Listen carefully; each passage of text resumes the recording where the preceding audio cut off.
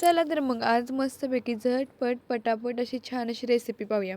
आम्ही सातारी म्हटल्यानंतर झणझणीत असे पदार्थ आम्ही नेहमीच खात जातो आणि त्यातल्या त्यात तुम्हाला तर माहिती आहे खरडा वगैरे तर आमच्या सर्वात फेवरेट रेसिपी आहेत, ज्या कधीही इतर वेळेस नॉर्मल वेळेस पण आम्ही बनवून खात असतो. तर म्हटलं आज तुमच्याबरोबर खरडा चिकनची रेसिपी शेअर करावी. खूप जणांनी मला सांगितलेलं की तू ते ग्रीन चिकन बनवतेस तर ते कसे बनवते ते आम्हाला सांग. म्हटलं चला कसलाही कंजूसपणा न करता ही रेसिपी तुमच्याबरोबर शेअर करायची. त्यासाठी तव्यामध्ये ना मी मिरच्या घेतल्या, त्याच्यामध्ये लसूण टाकलं आणि थोडंसं जिरं टाकायचं आहे. आता मिरची आणि लसूण टाकायला जराही कंजूसपणा करायचा नाही.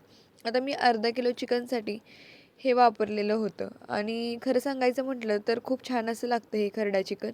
आणि मला माहिती आहे तुम्ही जर एकदा हे चिकन केलं ना की तुम्ही प्रत्येक वेळेस हेच चिकन बनवाल आणि म्हणाल काय रेसिपी होती म्हणून.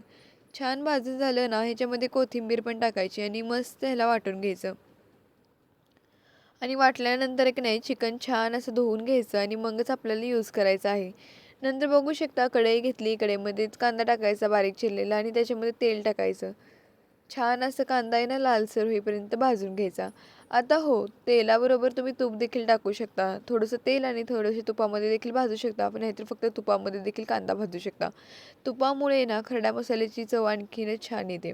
आणि आता जा आपण मसाला केलेला कोथिंबीर, मिरची, लसूण आणि जिरे तर मसाला टाकायचा आहे. छान परतून घ्यायचं आहे एकसारखं. नंतर थोडीशी हळद टाकायची, चवीनुसार मीठ टाकायचं आणि थोडंसं धने पावडर मी ह्याच्यामध्ये टाकलेले आहे.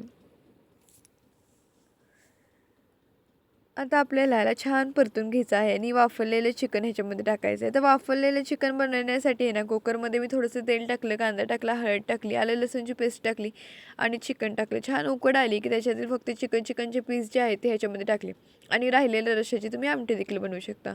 बाकी तुम्हाला आजची रेसिपी कशी वाटली?